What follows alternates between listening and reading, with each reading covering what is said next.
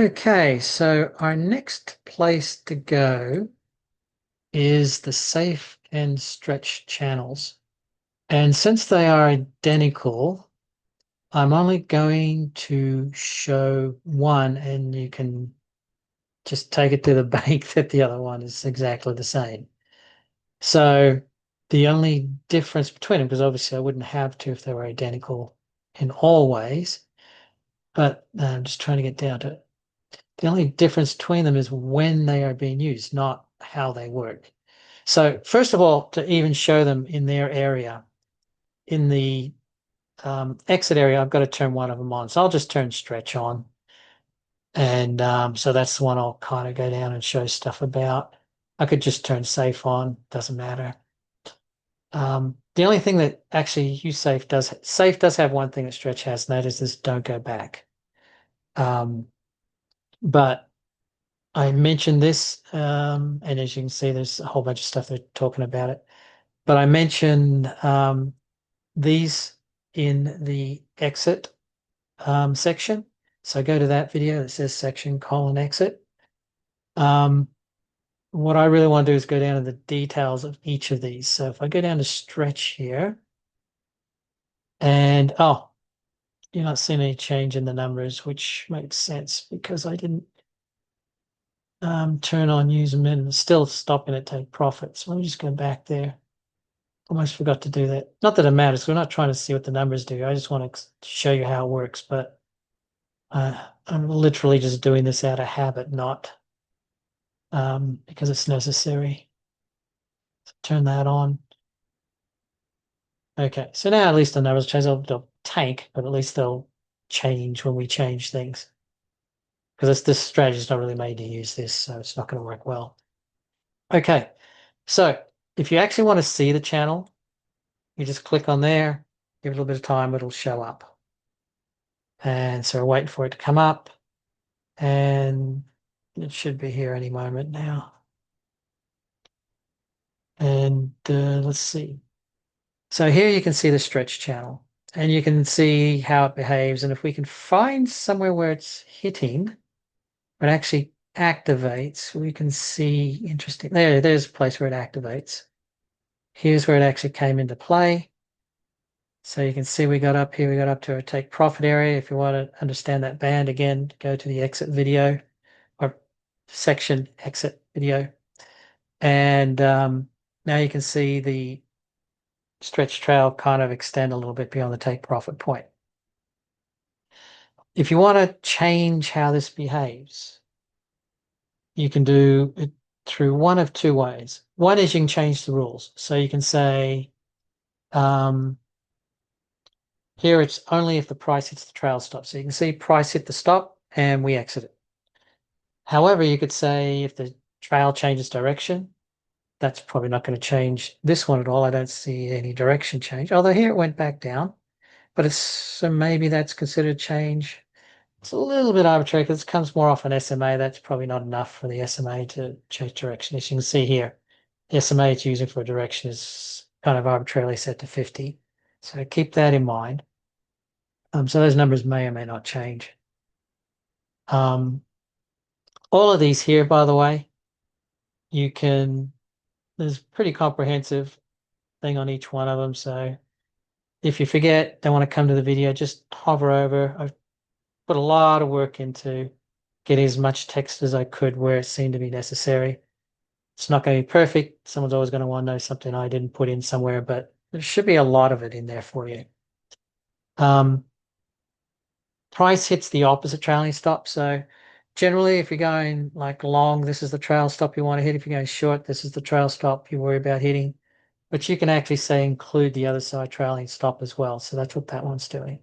Oh, there's the trend reversal. I actually clicked on the wrong one. I said trend reversal, but I clicked on price its opposite trail. Well, now you know how opposite trail works. Now this one here is exit rules. And this is what we're really using it for here is exiting, right?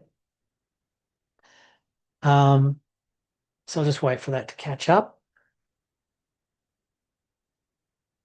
And did it catch up? Yeah, it caught up.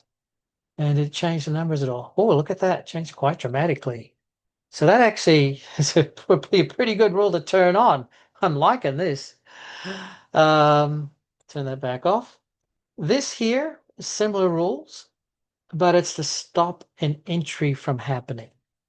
So you can use the trailing stop or it's not really a trailing stop because it goes back down as well. It doesn't only go up or vice versa, depending on which video, long or short.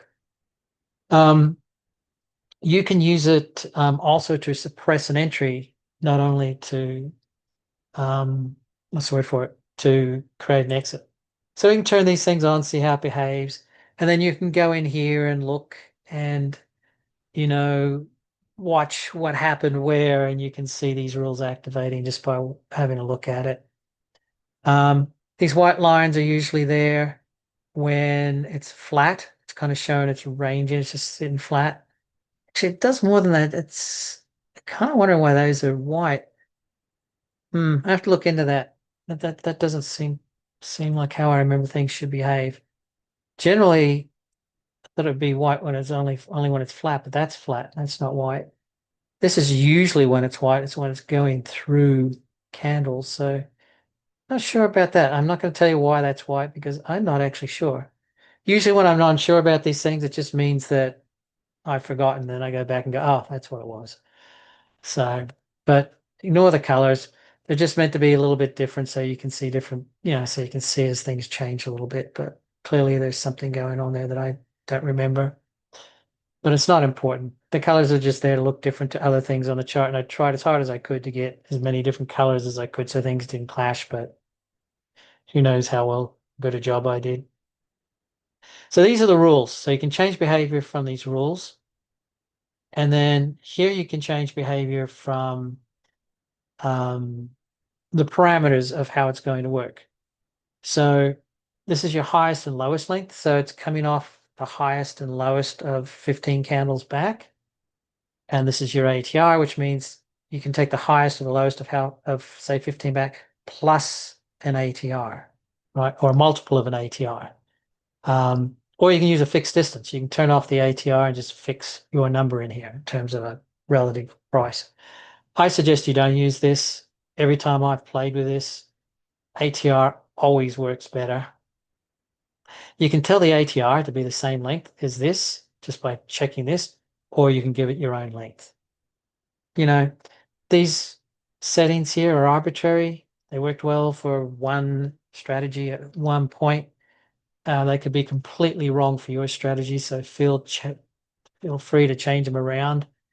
You could make this identical to these settings here for the safe, and then below the take profit and above the take profit they'll behave the same, so it'll be identical paths. But generally, what I try and do, and I'll see if you can see this here. See this? I generally make these smaller, especially the highest, lowest length, how far it's looking back on the safe. And the idea is if you get a change in direction, it picks it up faster, right? And that's why this one's called the safe channel. And the stretch channel is meant to take longer so that it can catch longer moves going up. So that's the idea behind them. How well they work is going to be entirely dependent on your strategy and somewhat on how you change these parameters to suit what you want to do. That really is about it. I knew there'd probably be a lot of questions on how these work, so definitely just use these to get a gauge. I'm not going to go over each one and basically repeat what's coming in the pop-up. I like to treat people as not dumb. So I assume you guys can figure this out just by reading this. It should be pretty easy to know what all of this does. And yeah, that's the safe and stretch channels.